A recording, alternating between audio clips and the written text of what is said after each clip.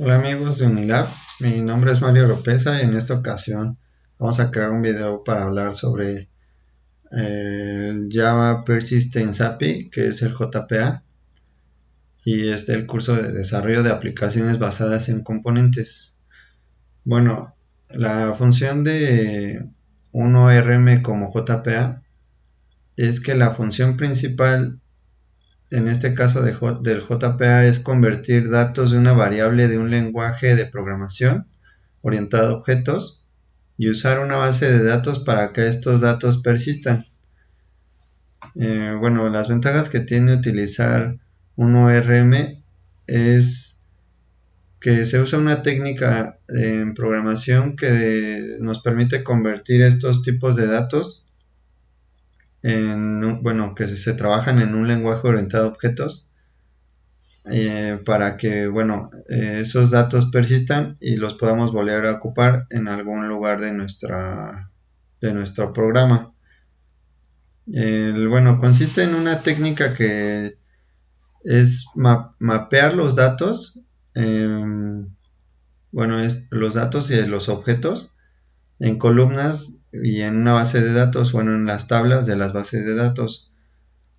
Los ORMs más usados o los frameworks de ORMs más usados son Entity Framework en .NET, Hibernate en Java y Active Record en Ruby. Los ORM usan convenciones de nombres, archivos de configuración en XML o anotaciones dentro del código para configurar la relación que existe entre una clase de nuestro lenguaje orientado a objetos y una tabla en la base de datos. Bueno, también nos vamos a preguntar qué es una entidad. Las entidades son objetos que viven de modo persistente en nuestra base de datos. De este modo, el uso se basa en metadatos y reglas de mapeo. Con estos dos formatos logramos que las anotaciones descritas en JPA y el uso de XML logremos mantener los datos sin que se pierdan y poderlos recuperar para en este caso para un dato más, aplicar ese dato más adelante en nuestras aplicaciones. ¿Qué es bueno, cuáles son las características de las entidades?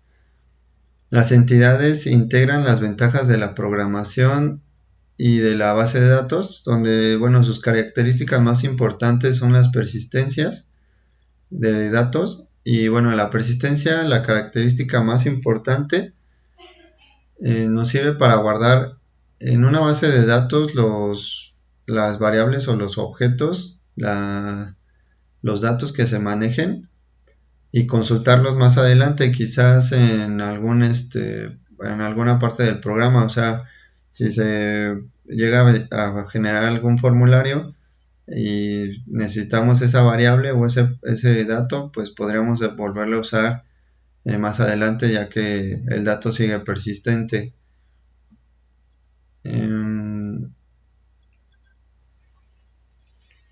La siguiente característica es la identidad.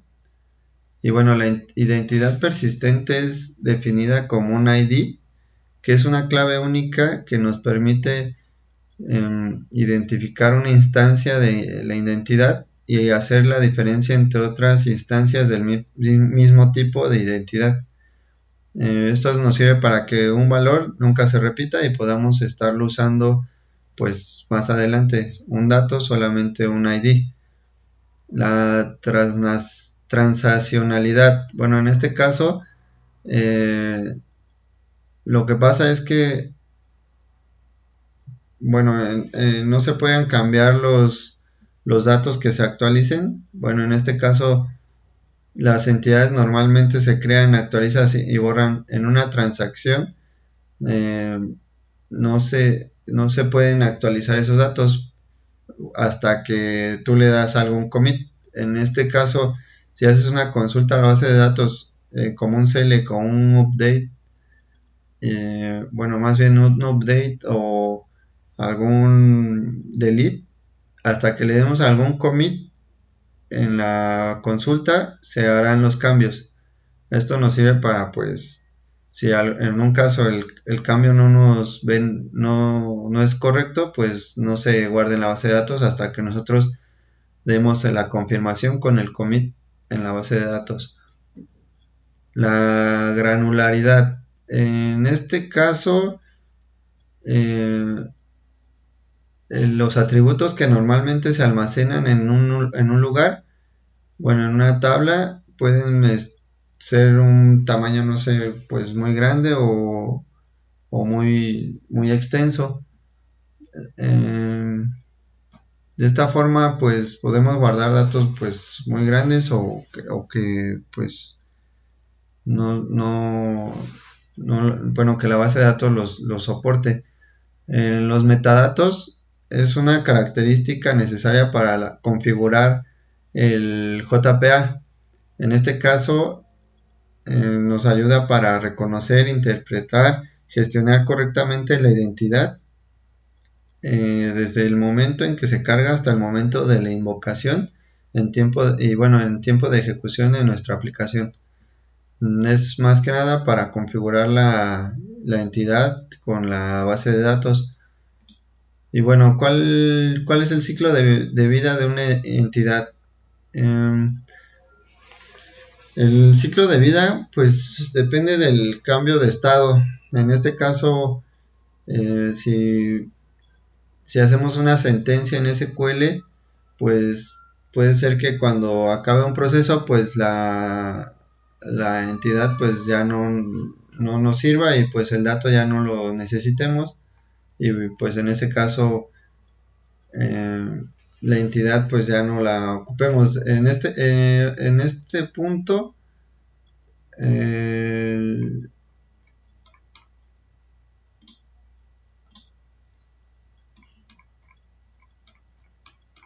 las entidades pues funcionan por estados, que en el new sería el estado donde se crea la entidad, el manage donde se administra la entidad por medio del, bueno, en este caso el JPA, y bueno, y aplica para entidades que serán insertadas, actualizadas o fueron obtenidas por el Entity Manager como parte de alguna operación. En este caso pues puede ser un select. El detached, que son entidades que existen en la base de datos pero por algún motivo no son partes de un contexto de persistencia. El remove es para marcar que una entidad pues sea eliminada y bueno, pase automáticamente al estado de remove. Y bueno, como conclusión, pues a mí me deja claro que usar una API como es el JPA nos resulta pues muy muy bueno porque facilita y acelera las tareas de una aplicación, ya que pues en este caso no se está llamando directamente a la base de datos para hacer consultas, ya que pues los datos están en la base de datos pero pues instanciados, y al momento de hacer la persistencia en Java, pues los datos pues ya no se tienen que llamar directamente, y pues en este caso las aplicaciones pueden resultar pues de que sean más rápidas, que carguen más rápido los datos, y, y eso nos ayudaría mucho porque el tiempo de respuesta del servidor pues es más rápido, y en ese caso pues a mí me llama mucho la atención porque no conocía este tema, y creo que es muy bueno. En este caso, bueno, el framework de Hibernate para Java pues resulta pues muy bueno de usar.